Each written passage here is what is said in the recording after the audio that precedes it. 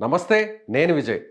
పెళ్ళంటే నూరేళ్ల పంటని పెద్దవాళ్ళు చెప్తుంటారు. కానీ ఇప్పుడు జరుగుతున్నటువంటి పెళ్ళిళ్ళు మూడు ముచ్చటగా మారిపోతున్నాయి. కనీసం ఏడాది పాటు కూడా ఇద్దరు కలిసి ఉండట్లేదు. ముఖ్యంగా హైదరాబాద్ నగరంలో అయితే ఏడాదికి దాదాపు 3000 మంది విడాకులు తీసుకుంటున్నారనే సంచలనమైనటువంటి సర్వే ఒకటి బయటకొచ్చింది. ఇటీవల ఒక దినపత్రికలో కూడా దీని గురించి ప్రత్యేకంగా ఒక ఆర్టికల్ కూడా వచ్చింది. దీని గురించి డిస్కస్ చేద్దాం. ముఖ్యంగా 20 సంవత్సరాల నుంచి 30 సంవత్సరాలున్న వయసు వాళ్ళు దాదాపుగా 70% ఒక ఏడాదిలోనే విడాకులు తీసుకుంటున్నారు. సో దీని గురించి మాట్లాడదాం. మనతో పాటు స్టూడియోలో ఉన్నారు ప్రముఖ అడ్వకేట్ పూజారి నాగేశ్వరరావు గారు. సార్, నిజంగా ఈ సర్వే చూస్తుంటే వాస్తవేనా ఇది? ఆ విషయాన్ని చాలా సందర్భాలలో నేను చెప్తే అందరు నవ్వుతుండే, నవ్వటమో లేకపోతే ఇన్ఫర్మేషన్ రాంగ్ చెప్తున్నాడనో లేకపోతే డైవర్స్ కేసులు ఎక్కువ చేస్తాడు కాబట్టి డైవర్స్ పెంచుకోవడానికి చెప్తున్నా తప్ప ఒక డైవర్స్ కేసు చేసేటప్పుడు మాకు ట్రెండింగ్ అనేది తెలుస్తుంది. ఎందుకంటే పర్టికులర్ డైవర్స్ కేసు చేస్తున్నాం కాబట్టి మాకు అది ఏముంది ట్రెండింగ్, అసలు సమాజంలో ఏం జరుగుతుందో తెలుస్తుంది. డైవర్స్ అనే కల్చరు మన భారతదేశంలో చాప కింద నీరులా ఎంత భయంకరంగా విస్తరిస్తుంది అంటే ఏంటంటే, నిజం చెప్పాలంటే అది డ్రగ్స్ కల్చర్ కంటే ఎక్కువ భయంకరంగా విస్తరిస్తుంది. ఓకే, ఒక డ్రగ్స్లన్నా ఎవరన్నా తీసుకుంటే ఆ తీసుకున్న వ్యక్తి వరకే ఖరాబ్ అవుతాడేమో, కానీ ఈ విడాకులు అనే విషయం ఏదైతే ఉందో, ఈ డైవర్స్ అనే విషయము రెండు కుటుంబాలున్న సభ్యులు ప్లస్ సమాజానికి వచ్చే నష్టం ఏంటంటారు? ఎందుకు రాదు? మనది భారతదేశం అనేది కుటుంబ వ్యవస్థ. కుటుంబం ఎంత స్ట్రాంగ్ ఉంటే సమాజం అంత స్ట్రాంగ్ ఉంటుంది. ఇప్పుడు మీరు ఎంత సింపుల్గా అడిగారు తెలుసా, దాన్ని సమాజంకి వచ్చే నష్టం ఏముంది అని అడిగారు కదా. మరి ఇప్పుడు భారతదేశంలో సోషల్ మీడియా కానీ పేపర్లు కానీ టీవీలు కానీ చూడగలిగే ప్రతి వ్యక్తి రోజుకు కుటుంబాలలో ఎన్ని మర్డర్లు జరుగుతున్నాయి చెప్పండి మీరు. ఎంతమంది భార్యలు భర్తలు చంపుతున్నారు, ఎంతమంది భర్తలు భార్యలు చంపుతున్నారు. అత్యంత దారుణంగా చంపడం పక్కన పెట్టండి, అత్యంత దారుణంగా అది వల్ల. అంటే ఒక మనిషి మానవ జీవితంలో ఒక చూడలేని ఊహించలేని విధంగా ముక్కలు నరకడము, లేకపోతే డ్రమ్ములలో వేయడము, లేకపోతే ఫ్రిడ్జ్లలో పెట్టడం, ముక్కలు నరికి కాలువలలో పడేయటము, భార్యలు కూడా భర్తలను చంపారు. అదే అంటున్నా. ఇప్పుడు మరి సమాజానికి వచ్చే నష్టం ఏంటంటే, ఇది ఇప్పుడు సమాజంలో జరుగుతున్నదే కదా. ఇప్పుడున్న ట్రెండ్లో పెళ్లి చేసుకున్న వాళ్ళు కానీ ఆల్రెడీ పెళ్ళైన వాళ్ళు కానీ చాలా మంది ఒక రకమైన సిండ్రోమ్తో బాధపడుతున్నారు తెలుసా. భార్యాభర్తల మధ్యలో ఎప్పుడన్నా గొడవలు అయినప్పుడు, ఎస్పెషల్లీ గొడవలు విత్ అడల్టరీ అయినప్పుడు, అంటే అక్రమ సంబంధాలతో గొడవలు అయినప్పుడు చంపేస్తారేమో అన్న భయంతో చాలా మంది ఉరికొస్తున్నారు మా దగ్గరికి.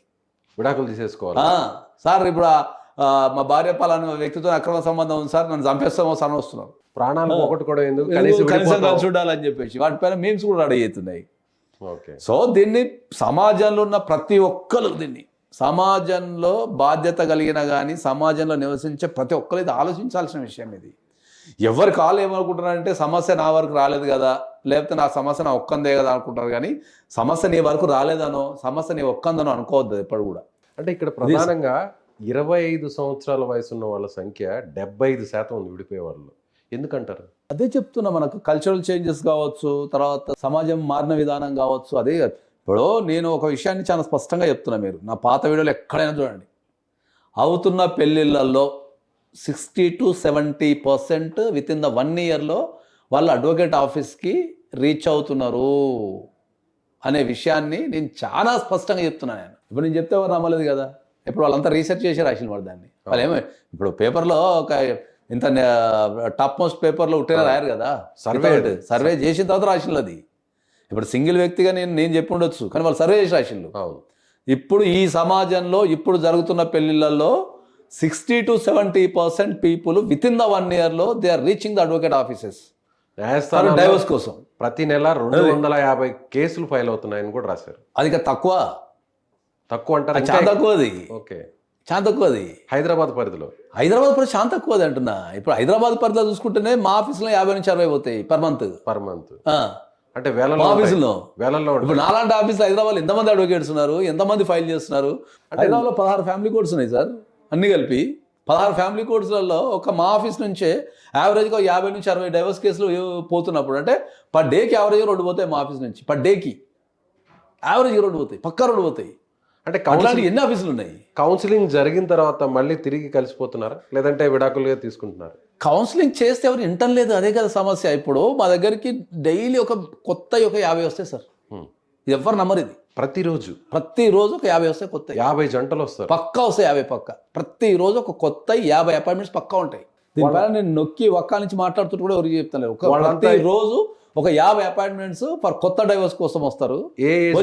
వచ్చిన వాళ్ళల్లో ఇదే మీరు చెప్పిన ఏజే, వచ్చిన వాళ్ళల్లో 95% మీరు కోర్టుకు రాకండి, సమస్యను పరిష్కరించుకోండి, కౌన్సిలింగ్ తీసుకోండి, మళ్ళీ ఏజ్ పోతే మళ్ళీ రాదు, కోర్టు చుట్టూ తిరగద్దు, ఓపిక పెంచుకోండి అని చెప్పి కౌన్సిలింగ్ ఇచ్చే మేము తిరిగి పంపిస్తున్నాం ప్రతిరోజు. అదొక ప్రోగ్రామ్ అది మాకు. కొన్ని ఎగ్జామ్షన్ కేసెస్ ఉంటాయి, దాంట్లో నుంచి ఒక 2, 3, 4 సీరియస్ కేసులు ఉంటాయి, మనం అవాయిడ్ చేయలేము వాటిని. ఓకే, కాబట్టి కంపల్సరీ మేము ఫైల్ చేయాల్సి వస్తుంది. వీటిలో మెయిన్ రీజన్స్ ఏంటి? మీకు రోజుకి 50 కేసులు మీ ఆఫీస్కే వస్తున్నాయి అంటున్నారు. మెయిన్ రీజన్స్ ఏముంటున్నాయి దీని వెనక? మెయిన్ రీజన్స్ ఏముంటుంది అంటే సార్, ఇప్పుడు జరుగుతున్న పెళ్లి లేదు కూడా ఇన్ఫర్మేషన్ ఎక్స్చేంజ్ అనేది కరెక్ట్ లేదు. ఎక్కడ ప్లస్ ఆర్ మైనస్ ఏది ఉన్నా కరెక్ట్ లేదు వాళ్ళకి. ఫస్ట్ ఆఫ్ ఆల్ అంతే, ప్లస్లు అంతే. అట్లా ఒక ఆరోగ్యం గురించి ఇన్ఫర్మేషన్ చక్కగా ఇవ్వరు, స్టడీస్ గురించి ఇన్ఫర్మేషన్ చక్కగా ఇవ్వరు, తర్వాత చదువుల గురించి ఇన్ఫర్మేషన్ చక్కగా ఇవ్వరు. ఇవి కాకుండా మళ్ళీ ఏమవుతుంది, దీంట్లో హైయెస్ట్ ప్రాబ్లం ఏంది అంటే, హైయెస్ట్ ప్రాబ్లం అన్నట్టు పెళ్ళి ఎవరు ఒకళ్ళ గురించి ఒకరు తెలుసుకోకుండా పెళ్ళిళ్ళు విత్ ఇన్ ద 1 month 2 monthsలో అవుతున్న పెళ్ళిళ్ళే తప్ప అర్థం చేసుకున్న పెళ్ళిళ్ళు భారతదేశంలో జరగటం లేదు. This the main cause. ఇక ప్రపంచంలో ఎవరిని రాసినా కూడా పెళ్ళి అనేది ఇద్దరు వ్యక్తులు పెళ్ళికి ముందు అర్థం చేసుకోకుండా క్యాలిక్యులేషన్ బేస్డ్ మీద పెళ్ళిళ్ళు చేసుకొని, పెళ్ళి అయిపోయిన తర్వాత నేను అట్లా అనుకోలేదు సార్, ఇప్పుడు 100 చెప్తాను కారణం.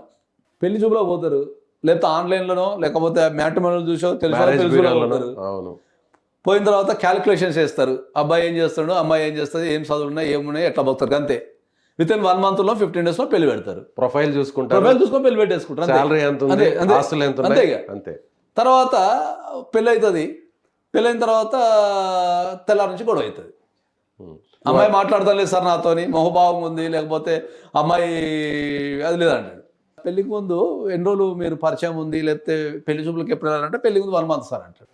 మరి 1 monthలో అప్పుడు కాల్ చేసుకున్నాం అంటే కాల్ చేసుకోలేదు సార్, కాల్ చేస్తే మాట్లాడలేదు, కొత్తలో కదా మాట్లాడలేదాం అనుకున్నా సార్, తీరా చూసి ఇప్పుడు అసలు మాట్లాడతాను లేదు, నాకు పెళ్లి ఇంట్రెస్ట్ లేదు అంటుంది సార్ అని చెప్పేస్తాను. కథం అయిపోయింది అది. సో ఇందులో ఎవరు తప్పు ఎక్కువ ఉంటుంది సార్, అబ్బాయిలదే అమ్మాయిలదే? ఇద్దరు తప్పు ఉంది దాంట్లో, ఇద్దరు తప్పు ఉంది. ఎందుకంటే వీళ్ళు క్యాలిక్యులేషన్ బేస్డ్ మ్యారేజెస్ చేసుకుంటున్నారు. That is the problem.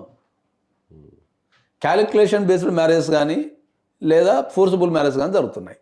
వీళ్ళలో ఎక్కువ ఉద్యోగస్తులదా, లేదంటే ఉద్యోగాలు లేకుండా వ్యాపారాలు చేసుకుంటారు? ఇప్పుడు మాక్సిమం అందరూ ఉద్యోగస్తులు ఉన్నారు, వ్యాపారస్తులు ఉన్నారు, అన్ని రకాల కులాల వాళ్ళు ఉన్నారు.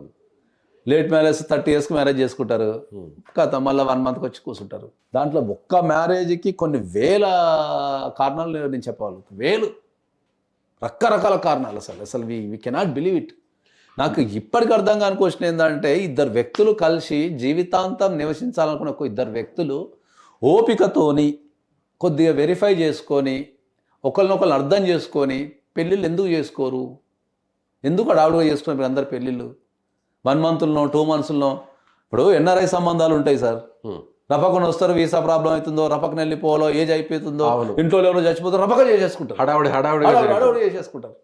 పెళ్లి చేసుకోవడానికి వీసా కారణం కాదు, పెళ్లి చేసుకోవడానికి ఇంకో కారణం కాదు. పెళ్ళి అనేది ఒక వ్యక్తితోని కలిసి జీవించాలా, ఒక బ్యూటిఫుల్ లైఫ్ గడపాలా, ఒకరినొకరు పంచుకోవాలా. పెద్దవాళ్ళు అంటారు అటు 7 తరాలు ఇటు 7 తరాలు. అందుకే కదా చెప్పేది. అది ఎవరు అర్థం చేసుకుంటారు దాన్ని? ఇప్పుడు మీకు లేటెస్ట్గా చెప్పాలంటే ఏంటంటే, దాన్ని అటు 7 తరాలు ఇటు 7 తరాలు కాదు పోయి దానికి లేటెస్ట్ వర్షన్ అంటాం కదా మనం. అటు 7 తరాలకు ఇటు 7 తరాలకు వర్షన్ 2.0కి అటు 7 రోజులు ఇటు 7 రోజులు పెడుతున్నారు కదా. ఇక నిజమే, అటు 7 రోజులు ఇటు 7 రోజులు చూసుకుంటే అయిపోతుంది కదా. ఇక తర్వాత ఎవరు ఇటే చక్కరాకి పోరి. అందులో ఇన్స్టా ఫేస్బుక్ పెళ్ళిళ్ళు కూడా ఎక్కువ అయిపోతాయి. అసలు ఎవరు నేను నొక్కి వక్కారించి ఈ సమాజానికి కొన్ని 100 సార్లు వార్నింగ్ ఇస్తున్నా. ఏమని? పెళ్ళిళ్ళు మీరు సరైన ఏజ్లో చేసుకోండి. ఫస్ట్ పెళ్ళిళ్ళు సరైన ఏజ్లో చేసుకోండి. అబ్బాయిలు అయితే 25 లోపు చేసేసుకోండి, అమ్మాయిలు అయితే 20-22 లోపు చేసేసుకోండి. మీరు కెరియర్ అని చెప్పేసి, ఓకే, లేకపోతే ఇంకోటి అని చెప్పేసి, తొషరం అని చెప్పేసి 30 సంవత్సరాలకు పెళ్ళిళ్ళు చేసుకుంటే జీవితం అయిపోతుంది సార్. ఇప్పుడున్న సమాజంలో 30 సంవత్సరాలు గడిపినట్టు ప్రపంచం మొత్తం తెలిసిపోతుంది. ఇక